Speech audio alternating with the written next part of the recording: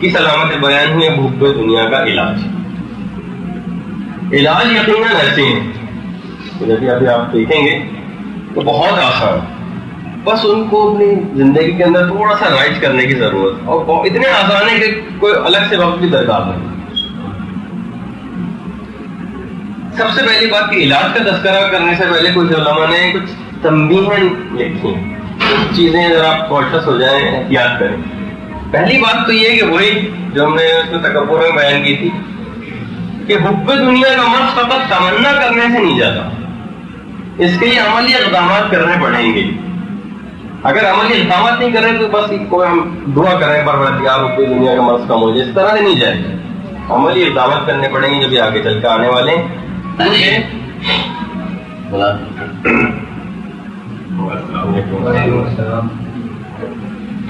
اچھا، اس میں نہج البلاغہ میں مولانا امیر المومنین کا ایک فرمان بھی ہے، میں اپنے نفس کو ریاضت کے ذریعے آراستہ کرنے کی فکر میں لگا رہتا ہوں تاکہ یہ قیامت کے دن محشر کی ہولناکیوں سے امان میں رہے.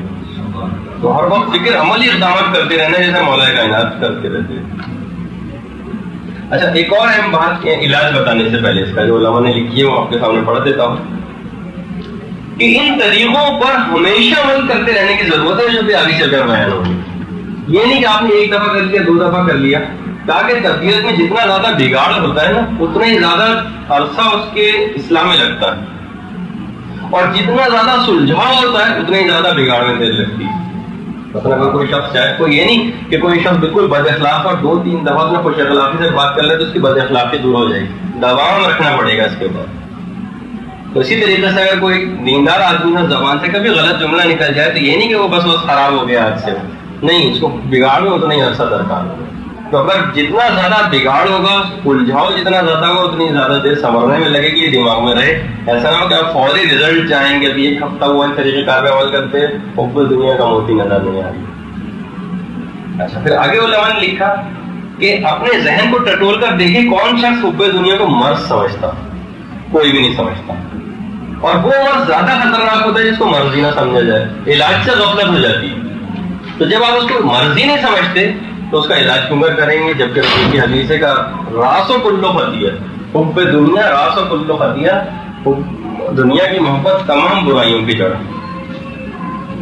پانچویں اہم بات علاج سے پہلے علماء نے لکھی ہے، اس کو وہی بات کہ اس کو نکالنے کے لیے عملی اقدامات کی ضرورت ہوں گے. فقط دو آنسو بہانا کافی نہیں ہے، بلکہ عالم نے جملہ لکھا ہے کہ خدا کی نہر میں گویا پانی کم ہو گیا تھا کہ وہ آپ کو ضرورت پیش آ گئی تھی آنسو پانے کی تاکہ اس میں پانی جا کے پانی پورا ہو جائے. کہا کہ نہیں، ایسا نہیں. ایک مثال بھی لکھی ہے کہ ایک شخص سفر میں لوگوں نے دیکھا کہ ایک کتا ہے، کتا مر رہا ہے اور اس کا مالک اس کے پاس بیٹھا رو رہا ہے.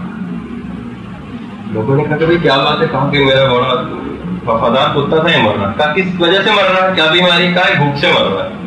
کہا کہ یہ جو تمہارے برابر میں پوٹلی رکھی اس میں کیا ہے؟ کہہ رہا ہے اس میں کھانا. تو کہا کہ اتنی محبت ہے تو کھانا کیوں نہیں کھلا دیتے؟ کہا دیکھیے کھانا تو پیسوں کا آتا ہے، اور اگر مر گیا تو کیا ہوگا؟ فقط دل کو تکلیف ہوگی، تھوڑی دو آنسو بہا لوں گا. آنسو بہانے میں کیا مفت کے آنسو ہی تو ہے. تو علماء نے کہا کہ بس یہ آنسو بس دنیاوی کوئی ایسی بات ہوئی، کوئی آپ نے مجلس سنی، واقعہ سنا، تھوڑے سے آنسو نکل آئے، بس وہی خدا کی نہر میں پانی کا ہو گیا. اگر کچھ ہوتا تو وہ آپ کوشش کر کے جو آپ کے پاس سرمایہ رکھا تھا کتے کو نہیں کھلائے گا، آنسو ہی تو بہانے، مفت کے آنسو میں بہا لوں گا. تو یہ والی کیفیت نہیں ہونی چاہیے، عملی اقدامات کر کر کے دکھانے ہوں گے تو یہ چیز ہوگی. اچھا، علماء نے یہ بھی لکھا ہے کہ چل کر بہت سے لوگوں کا، آپ مثلا بوڑھے لوگوں کو ہی کہتے ہیں کہ بھائی آپ کچھ کریں، دیکھیے آپ کی قرات صحیح نہیں ہے، آپ اپنی قرات صحیح کریں. وہ کہتے ہیں بھائی کہاں اس عمر میں ہم بوڑھے طوطے پڑھیں گے.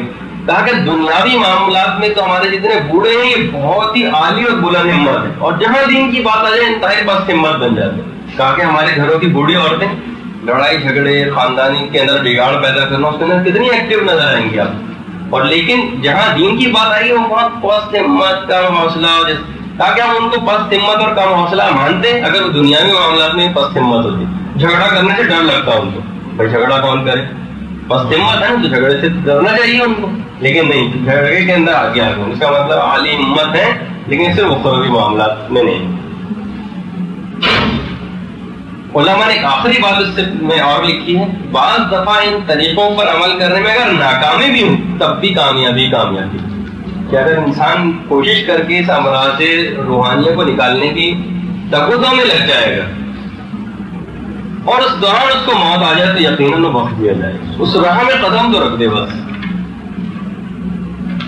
اچھا، اب میں آیت اللہ دستگیر شیرازی کا ایک جو انہوں نے اس موقع پر لکھا ہے اپنی کتاب کے اندر، فرماتے ہیں اے جوانو، جب تم چھوٹے تھے تو تم بچوں کے ساتھ جمع ہو کر کھیلا کودا کرتے تھے۔ اے 30 سال کے آدمی، کیا اب بھی تمہارا دل کھیل کود میں پڑا ہوا ہے؟ اب تو تم میں پختگی آ جانی چاہیے تھی۔ بچپن میں تم ایک دو آنوں کو اس طرح مٹھی میں دبا کر اس کی حفاظت کرتے تھے کہ اب بھی تمہیں پیسے سے اتنی محبت، آخر تم رائے خدا میں تو خرچ کیوں نہیں کرتے؟ آخر تم کب بڑے ہوں گے؟ آگے چل کے کہتے ہیں 3-4 سال کے بچے لڑنے کے بعد چند گھنٹوں میں دوستی کر لیتے ہیں اور بغیر کسی بغض و عناد کے دوبارہ کھیلنے مصروف ہو جاتے ہیں۔ اس کے برعکس یہ 40-50 سال کے بوڑھے لوگ اگر ایک دوسرے سے ناراض ہو جائیں تو ہمیشہ کے لیے دل میں کینہ اور کدورت بھر لیتے ہیں۔ کیا تم بچوں سے بھی زیادہ بچے بن گئے؟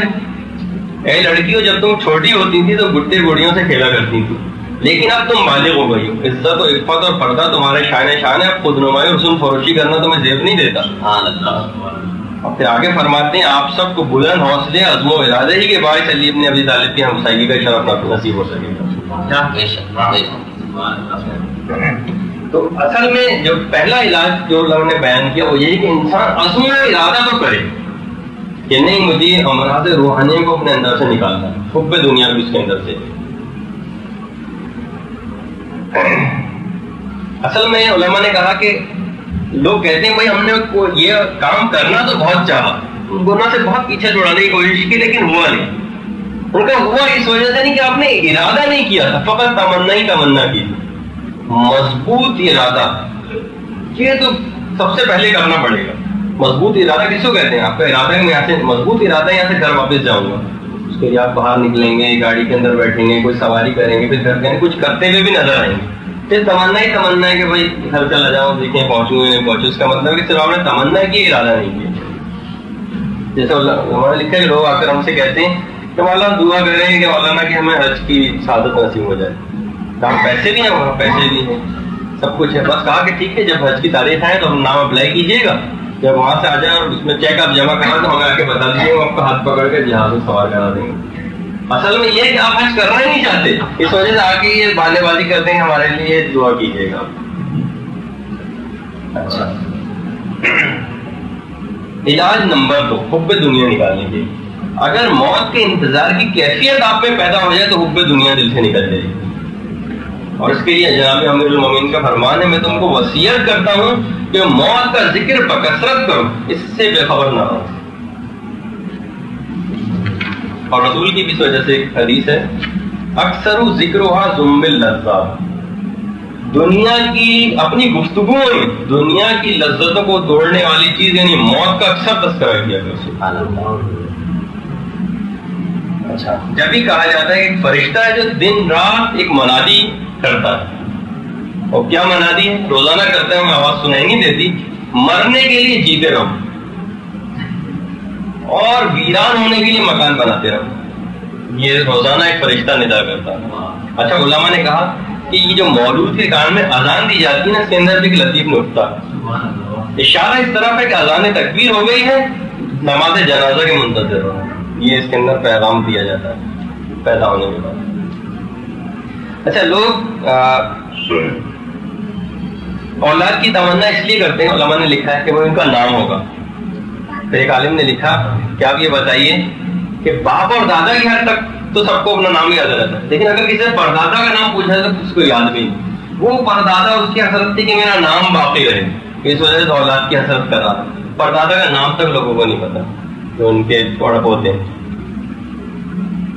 جب بھی علماء نے کہا کہ ذکر موت کرو، نیک عمل کرتے رہو، نیک عمل کرنے سے فائدہ یہ ہوتا ہے کہ خدا پر حسن ظن ہو جاتا ہے اور پھر موت سے وحشت نہیں ہوتی۔ اگر کوئی شخص نیک عمل نہیں کرتا نا ہم زندگی میں تو اس کو خدا سوء ظن ہو جاتا ہے کہ بس میں جاؤں گا اور ڈنڈے پڑنے شروع ہو جائیں گے۔ نیک عمل کرنے سے حسن ظن ہو جاتا ہے، موت سے وحشت نہیں ہوتی۔ اچھا، علاج نمبر 3 زیادہ سے زیادہ صدقہ دیں، کیونکہ صدقہ دینا حب دنیا کو دل سے نکال دیتا ہے۔ اچھا، اب ایک واقعہ علماء نے لکھا ہے اپنی کتابوں میں، پڑھ دیتا ہوں، مولا علی بن ابی طالب کا۔ ایک دفعہ ان کے یہاں ایک مہمان آیا. اچھا مہمان کسی کام سے آیا لیکن اندر آ کے حیران رہ گیا مولا کے گھر میں. دیکھا کہ علی کے گھر میں غریب ترین افراد سے کمتر درجے کا سامان زندگی میں موجود نہیں. مہمان کو چٹائی پر بیٹھنا پڑا. مہمان سے رہا نہ گیا. عرض کیا مولا آپ اپنے گھر کو بڑھاتے کیوں نہیں؟ آپ تو مسلمانوں کے پیشوا. آپ نے جواب دیا. جواب سنیے. ہم اہل بیت پیغمبر جو بھی اچھی اور نئی چیز حاصل کرتے ہیں اس گھر کی طرف روانہ کر دیتے ہیں جو ہمارے پیش نظر ہے, اور ہم اس گھر کی سجاوٹ میں مجبور ہیں. تم کو یہ جو خالی خالی نظر آ رہا ہے نا, یہاں بہت کچھ تھا مگر ہم نے بہت پہلے وہاں روانہ کر. سبحان اللہ, اللہ اکبر, اللہ اکبر. علماء اعلام میں ایک ہمارے عالم گزرے سید ابن طاؤس, نام سنا ہوگا آپ نے. وہ اپنی کتاب کے اندر فرماتے ہیں زکوٰۃ میں 1/10 عشر جس کو کہا جاتا ہے وہ فقراء کو دینے کے لیے معین کیا ہے. ہم اللہ کی ان سب نعمتوں کے باوجود اس کو الٹ کرتے ہیں. عشر 1/10 خود رکھ لیتے ہیں اور باقی 1/9 فقیروں میں تقسیم کر دیتے ہیں, جبکہ 1/10 جو ہے وہ فقراء کو دینے کے لیے وہ ہم خود رکھ لیتے ہیں, 1/90 فقیروں کو دیتے ہیں. اوپر دنیا نکالنے کے یہ نہیں, مقصد یہ ہے اصل میں تمام واجبات کا بھی ایک حکمت یہ بھی ہے, صدقہ, خیرات, فطرہ, خمس, زکوٰۃ, یہ مال جب نکلے گا اوپر دنیا خود بخود کم ہوتی جائے گی. حکمت یہ بھی ہے اس کے اندر. اور وہ پھر علماء اخلاق میں سر فہرست سے شیرازی ان کے جملے ہیں, دنیاوی وسائل رکھنے کے باوجود بھی دل اس سے نہ لگائیں. فرماتے ہیں گھر میں سوئمنگ پول موجود ہو لیکن حوض کوثر سے بھی دل اچاٹنا ہو. ٹھیک ہے کہ گھر کے اندر آپ کے لان ہو لیکن باغ رضوان بھی آپ کو پیش نظر رہنا چاہیے. سرسبز و شاداب جگہ پر بیٹھنے کے بعد بھی علی کی قربت کو نہ بھول بیٹھیے, یہ جملہ ہے. تو بہرحال سب تمام وسائل زندگی رکھیں, دل نہ لگائیں. باغ میں بیٹھیں تو باغ رضوان یاد رہنے دیں, سوئمنگ پول سامنے تو حوض کوثر کی یاد آنی چاہیے. سرسبز و شاداب جگہ تو علی کی قربت کو نہیں بھولنا چاہیے. علاج نمبر 4, ایثار و سخاوت کی صفت پیدا کرنے سے بھی حب دنیا دل سے نکل جاتی ہے. مولا کائنات اپنے غلام قمبر کے ساتھ ایک دن بازار گئے اور 2 قمیضیں خریدی. ایک قمیض ذرا بہتر تھی, وہ قمبر کو دے دی. اب علماء نے لکھا ہے اس واقعے کو بیان کرنے کے بعد انسان کو ایسا ہی ہونا چاہیے, دوسروں کو راحت پہنچائے چاہے خود اسے کیوں نہ زحمت اٹھانی پڑے. اس کو دوسروں کے روزگار کو فراہم کرنے والا ہونا چاہیے, ان کے روزگار پہ لات مارنے والا نہیں. دوسروں کو عزت کرنے والا ہونا چاہیے, اپنی جھوٹی عزت کی خاطر دوسروں کو بے عزت کرنے والا نہیں. ایثار و سخاوت کا دلدادہ ہونا چاہیے, جانوروں کی طرح فقط اپنی فکر میں لگے رہنے والا نہیں. ایسے ہی شخص کے لیے فرشتے موت کے وقت پھول لے کر آتے ہیں سبحان اللہ کہ وہ دنیا میں پھول کی طرح بے ضرر بن کر رہا, سبحان اللہ, سبحان اللہ, کانٹا بن کر تکلیف دینا بنا. سبحان اللہ. اصلاً آدمی جیسا ہوتا ہے ویسے ہی کاٹتا ہے. کانٹے کھولنے والا کانٹے ہی پاتا ہے اور پھول اگانے والا پھول ہی حاصل کرتا ہے. جو اس دنیا میں اگر کوئی شخص کشادہ دل ہے قبر میں اسے تنگی کا احساس نہیں ہوگا. جو شخص دنیا میں تنگ دل ہے دوسروں کو کچھ دیتے اس کی جان نکلتی ہے, قبر اس کی بھی ویسے ہی تنگ ہوگی. جب امام حسن جناب رسول خدا کا ایک ارشاد نقل فرماتے ہیں میری امت کے بہت سے لوگ نماز و روزے کی کثرت کی وجہ سے نہیں بلکہ ان کے دلوں کی سلامتی, سخاوت اور مسلمانوں کے ساتھ ہمدردی اور غمخواری ان کو جنت میں لے کر گئے. علاج نمبر 5, ہر وقت آخرت کو یاد رکھیں. اچھا علماء نے اس کا ایک طریقہ یہ بتایا ہے کہ روزانہ کچھ وقت, شہید مطہری نے تو وہ وقت جو 1 گھنٹہ بتایا, تنہائی میں 1 گھنٹہ تفکر کے لیے نکالیں, بس غور کریں اپنی حالت ذات پر. روزے میں انسان سوچے کہ مثلا میں مروں گا, میرے ساتھ یہ چیزیں ہوں گی, پولیس رات کی میں کس طریقے سے چلوں گا, میدان حشر میں میرے ساتھ کیا کیا جائے گا, دوزخ کا عذاب کیسا کیسا ہوگا. 1 گھنٹہ شہید مرتضیٰ مطہری نے لکھا ہے, لیکن بہرحال میں اپنی طرف سے ترمیم کروں کہ کم سے کم 5 منٹ بالکل تنہائی جس میں آپ کی کوئی مصروفیت نہ ہو نکالنا پڑے گا, جس میں کوئی انٹرپشن نہ ہو, آمد و رفت لوگوں کی نہ ہو. گناہ چھوڑنے کے جو عمومی طریقے علماء نے بتائے اس میں ایک یہ بھی کہ تھوڑا دیر تفکر کے لیے روزانہ آپ نکالیں گے، پھر اس میں چاہے وسعت پیدا کر لیں، 5 منٹ سے 10 منٹ سے 15 منٹ سے 20 منٹ سے 1 گھنٹہ علم مطالعے میں لگا، کیونکہ قرآن کی قائد بھی ہے لعلکم تتفکرون فی الدنیا والآخرہ، آخر تم دنیا اور آخرت کے متعلق فکر کیوں نہیں کرتے؟ اس کا مطلب فکر کرنے کے لیے کچھ وقت نکالنا پڑے گا۔ اچھا دیکھیے، اس طرح سے آپ علماء نے لکھا ہے کہ آخرت کی فکر اس طرح سوار رہنی چاہیے۔ ایک واقعہ لکھا ہے ایک عالم کا کہ ایک دفعہ خواجہ فروش ان کے سامنے سے گزرا، چیخ مار کر بے ہوش ہو گیا، اور اس سے پہلے فرمایا جب 10 نیکیوں کی قیمت 1 روپیہ ہے تو ہم بروں کی کیا قیمت ہوگی؟ دماغ میں ہر وقت بس آخرت آخرت سوار ہے نا، تو ککڑیوں کی وجہ اختیار کی طرف دماغ سے لگے ہوئے ہیں۔ علماء نے کہا ایسے ہی آخرت کی فکر ہر وقت سوار رہنی چاہیے۔ امام سجاد ایک دفعہ اونٹ پر جا رہے تھے، یہ اونٹ ایک جگہ رک گیا، امام نے مارنے کے لیے تازیانہ اٹھایا، ہاتھ روک لیا، ڈر ہے میں سیوان کو تازیانہ ماروں اور کل مجھ سے اس کی باس پرس ہو جائے۔ تو بہرحال یہ وہ ہے کہ ان سب کے نزدیک آخرت بہت اہم تھی، اور یہ صرف سوچ بچار کے ذریعے ہی اس کے لیے آپ کو وقت نکالنا پڑے گا۔ اور سب سے بہترین جو طریقہ ہے وہ یہ کہ اس کے لیے، یعنی میں اتنا زیادہ زور اس وجہ سے دے رہا ہوں کہ حب دنیا نکالنے کے لیے اگر اس چیز کو آپ نے رائج کر لی گھر میں، اور اسلام نے تو بہت پہلے سے بتائی، تو اس سے بہتر کسی کے شاید اثرات آپ نہ دیں۔ وہ کیا ہے؟ وضو کی مستحب دعائیں لکھ کر جس جگہ بیسن ہم وضو کرتے ہیں وہاں لگا دیں۔ آپ دعائیں دیکھیں، بس ترجمے کے ساتھ وہ یاد ہونی چاہیے کہ کلائیں کی دعا علاج نمبر 7 بس میرا خیال ہے۔ آخرت کی ہولناکیوں کے متعلق معلومات بڑھاتا رہے، اور اس کے علماء نے ریکمینڈ کیا ہے کہ شیخ عباس قمی کی کتاب منازل الاخرہ کا مطالعہ بہت مفید، آخرت کی ہولناکیوں کے متعلق معلومات۔ علاج نمبر 8 جنت کی تفصیلات کا مطالعہ بھی عرق ریزی سے کریں، کیونکہ انسان کو لذتوں کی طرف رغبت ہوتی ہے۔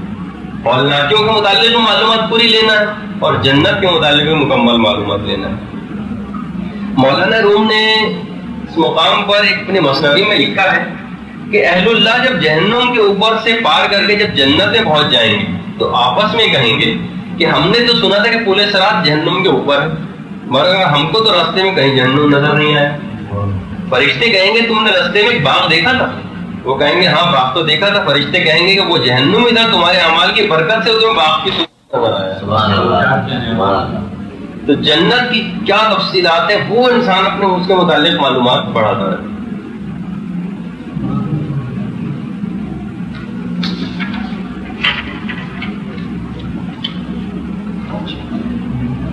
وہی بات علاج نمبر 10 علماء کہتے ہیں دنیا کی طرف نامکمل اور سرسری توجہ نہ دیں، کامل توجہ دیں، تو آپ جب واضح ہو جائیں گے خود بخود حب دنیا سے دل و چاٹ ہو جائے گا۔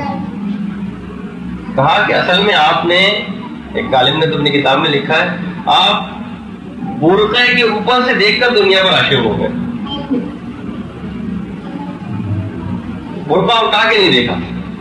کبھی کہا نا میں نے علماء عرفان نے اس کو خواب میں دیکھا دنیا کو، بوڑھے کی چھت میں بوڑھیا کی صورت میں نظر آئی، تو آپ اوپر سے سرسری سے آپ نے دیکھا، اور جو علماء عرفان انہوں نے حقیقتاً دیکھ لیا، اس وجہ سے وہ مذمت کر رہے ہیں، آپ کی سمجھ میں نہیں آ رہا۔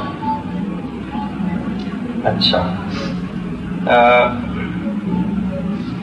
کہا کہ یہ لوگ کہتے ہیں اس طرح ہم ترقی رک جائے گی، تو علماء نے کہا دیکھیے ایک ترقی ہوتی ہے، ترقی ورم ہوتی ہے، ورم کے اندر بھی تو ترقی ہو رہی ہے، تو لگ ایسا رہا ہے کہ یہ ترقی ہو رہی ہے جبکہ نقصان ہو رہا ہے، اس کو ترقی ورم کہتے ہیں۔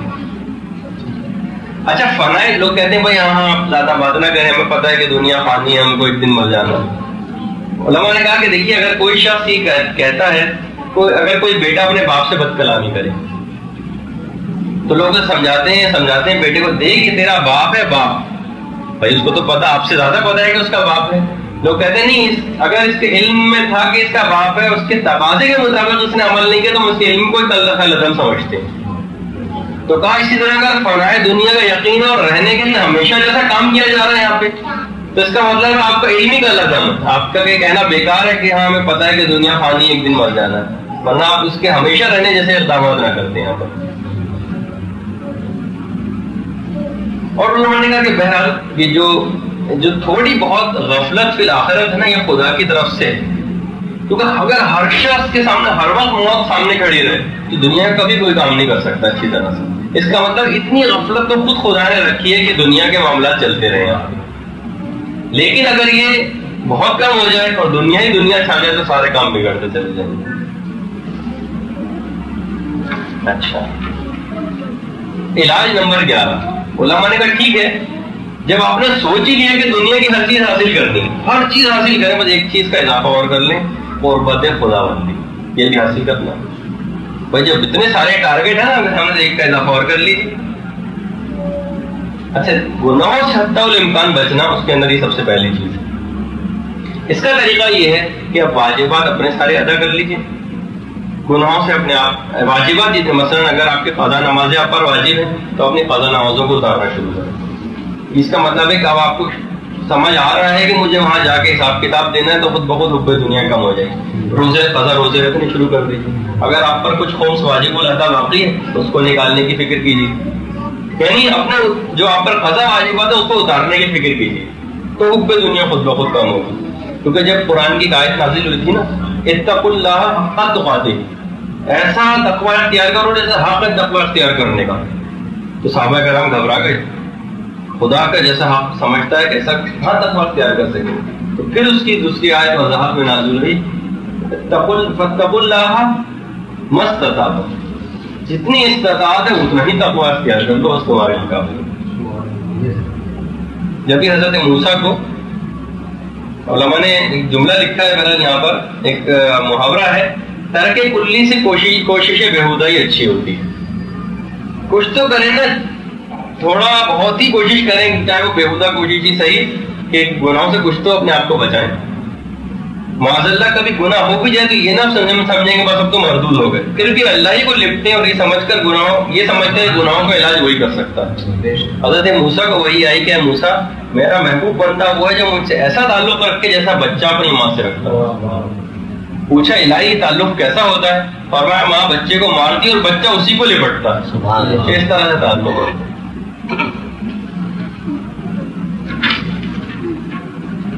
اور کہا کچھ اس طرح کی کیفیت اگر آپ پیدا کر لیں، جیسے زمانے میں رسول کے مخلص صحابہ میں ہوتی تھی کہ رسول ایک دفعہ کافی مجمع تھا، لوگ ادھر ادھر بیٹھنے کی فکر میں تھے.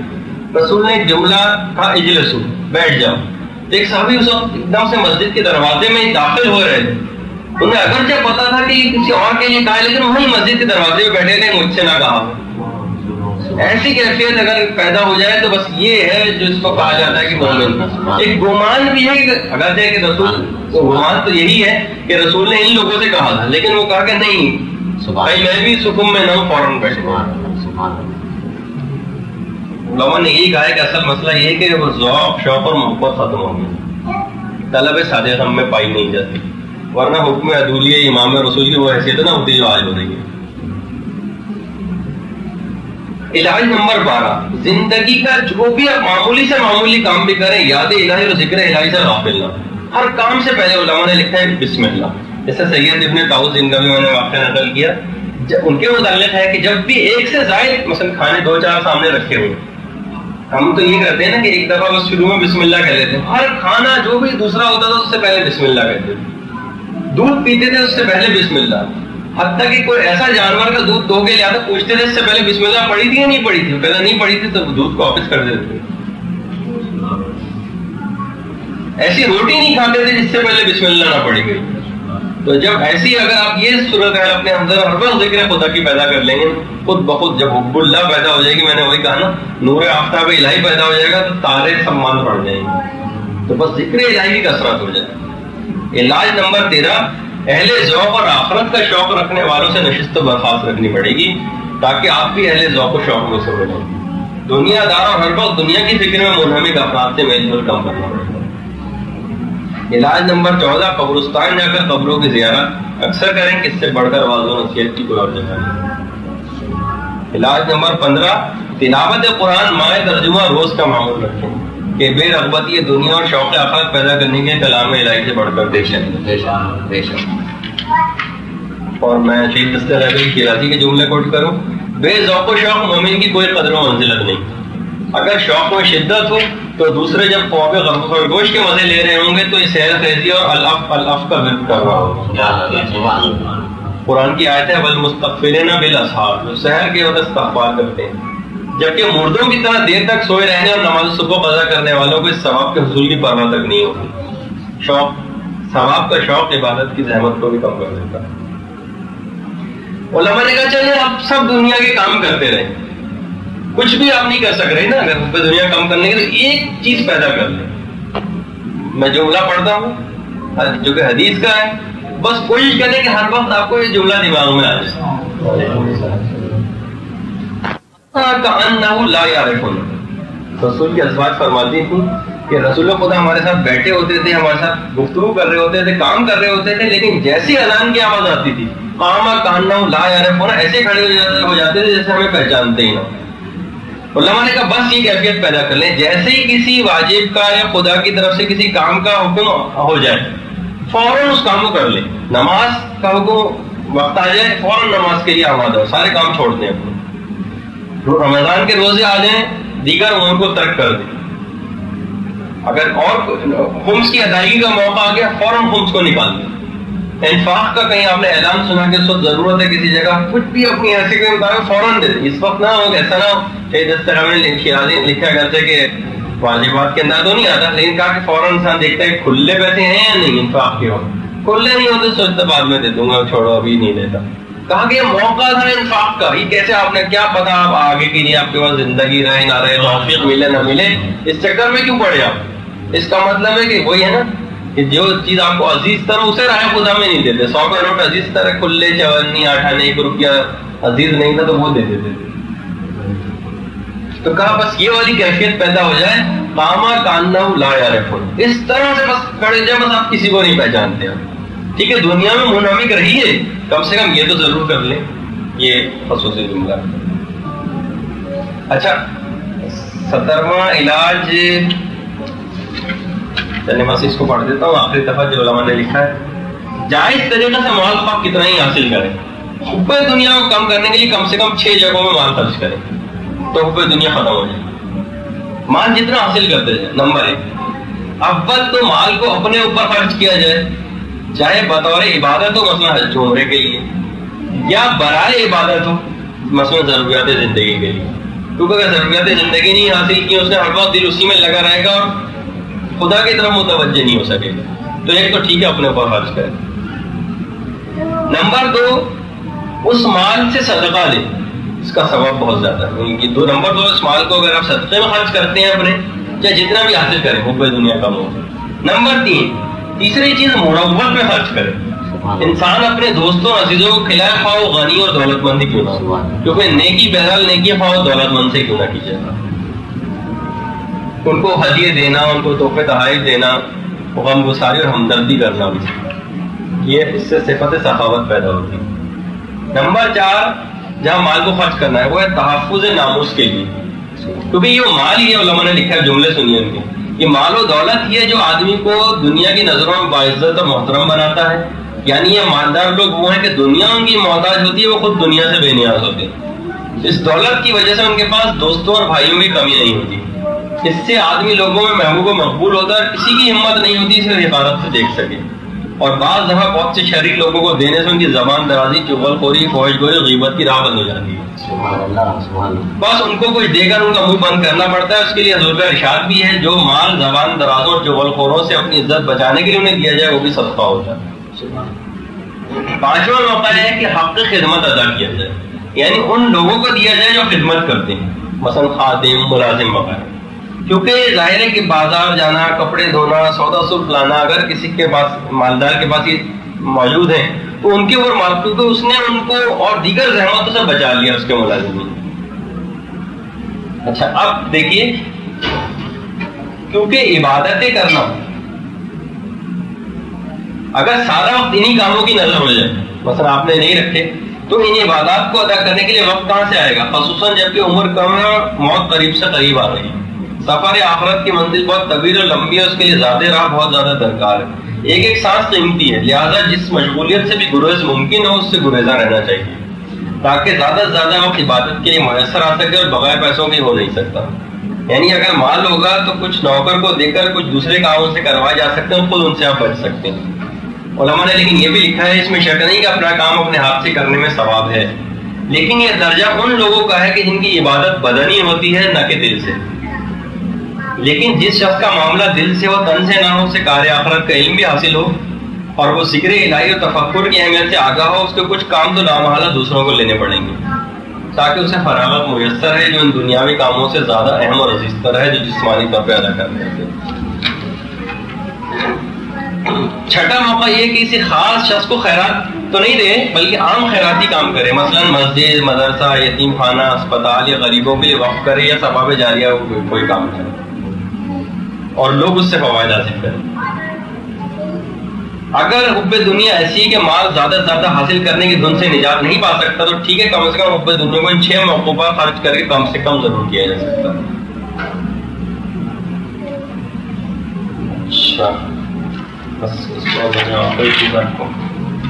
کہا کہ اصل میں کچھ لوگ جو بہت زیادہ حب دنیا کی مذمت کرتے ہیں تو وہ کچھ اس طرح کا کام کر جاتے ہیں کہ جیسے کہ کچھ مولوی صاحبان نے ایک بادشاہ کو مشورہ دیا تھا کہ تم نے خام کا اتنی زیادہ لاکھوں کی فوج پال رکھی، تم ایسا کرو کہ اس سے دفاعی کام کرو اور یہ جو فوج ہے اس کو سب کو فارغ کرو. کوئی دشمن نے اگر حملہ بھی کیا تو ہم واضح و نصیحت سے اس کو سمجھا لیں گے. بادشاہ نے فارغ کر دیا ان کے کہنے پہ. تھوڑے دن بعد دشمن آ گیا تو بادشاہ نے کہا یار ٹھیک ہے ان کو واضح و نصیحت سے قائل کرو. وہ گئے اس کو سمجھانے کے لیے بڑی حدیثیں اور آیتیں سنائیں لیکن دشمن ایک نہ مانو اور حملہ کرنے کی ٹھانی لی. واپس منہ لٹکا کر بادشاہ کے پاس اور کہا کہ بادشاہ سلامت، بہت بدماش ہیں، لوگ مانتے ہی نہیں، بس آپ کا ملک گیا اور ان کا ایمان گیا.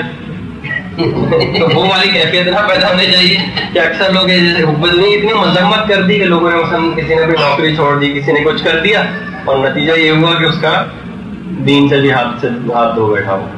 تو بہرحال تو رسول نے، علماء نے لکھا ہے کہ حضور نے ایسا توکل نہیں سکھایا بلکہ یہ کہ دنیا کے دل میں قدر نہ ہو یہ سکھایا. یہ کہا کہ اس سے دل کو خالی رکھو، ہاتھ کو خالی رکھو، یہ نہیں کہا دل کو خالی رکھو. اس سے کہا جاتا ہے کہ عالم کے پاس ایک دفعہ ایک بہت ہی چین سے بنا ہوا ایک آئینہ، اس زمانے میں بڑی اہمیت، بہت قیمتی ہوتا تھا. وہ ان کے پاس آیا، انہوں نے اپنے ملازم کو دیے تھے جا کر رکھ لو. وہ رکھنے ہی جا رہا تھا تو اس کے ہاتھ سے گرا اور ٹوٹ گیا. اس نے آ کر ان سے کہا، فارسی کا ایک بڑا جملہ بنا ہو، از قضا آئینہ چینی شکست. قضا الہی آئی اور آئینہ چینی ٹوٹ گیا. انہوں نے فوراً جملہ اگلا کہا، خوب شد اسباب خودبینی شکست. بہت اچھا ہوا خودبینی کے تمام اسباب بھی ساتھ ہی ٹوٹ گئے. یعنی آدمی دنیا میں دل لگا، اتنی قیمتی چیز ٹوٹ گئی، اس کا دل بے قرار اور ادھر ادھر ہونے لگے. اچھا ہوا ٹوٹ گیا، بہت زیادہ دل اس کے اندر ورنہ مبتلا ہو جاتا. کہا جاتا ہے کہ جب اس زہد کی جو تعریف ہے نا، اس کو مولا کائنات نے اس کی تعریف یہ کی ہے، لِكَيْ تَعْسُوا عَلَىٰ مَا فَاتَكُمْ وَلَا تَفْرَحُوا بِمَا آتَاكُمْ. یہ ذرا بلند منزل ہے. جو چیز انسان کے ہاتھ سے چلی جائے اس کی پرواہ نہ کرو اور جو چیز ملے اس پر ضرورت سے زیادہ خوش نہ ہو. صحیح بات. امام حسین کا جب یہ لقب الزاہد تھی. اچھا اب بس ایک آخری چیز تو علماء نے لکھا ہے کہ آخری مقام اور اہل آخرت کی طرف جتنے متوجہ ہوتے چلے جاتے ہیں اتنا ہی ان کی توجہ دنیا سے کم ہوتی جاتی ہے، یہاں تک کہ وہ پوری دنیا سے بے نیاز ہو جاتے ہیں. ان کے دل میں استغنا پیدا ہو جاتا ہے، دنیا کی زیب و زینت وہ چیز ناچیز خیال کرنے لگتے ہیں. اہل اللہ دونوں سے مستغنی ہو جاتے ہیں، دونوں ہی سے قطع تعلق کر لیتے ہیں اور وہ صرف اور صرف پروردگار عالم کی فکر میں لگ جاتے ہیں. دنیا کے آخرت کو بھی ایک طرف کر دیتے ہیں، یعنی وہ بھی نہیں چاہیے انہیں، نہ جنت چاہیے نہ کچھ اور چیز چاہیے، بس پروردگار عالم چاہیے. آج کی حد تک سے گفتگو ہماری ختم ہوئی. اللجن اللجن یا مولا اللجن اللجن اللجن اللجن اللجن اللجن اللجن یا صاحب السماء اللجن برحمتك يا أرحم الراحمين وصلى الله على محمد وآله الطاهرين.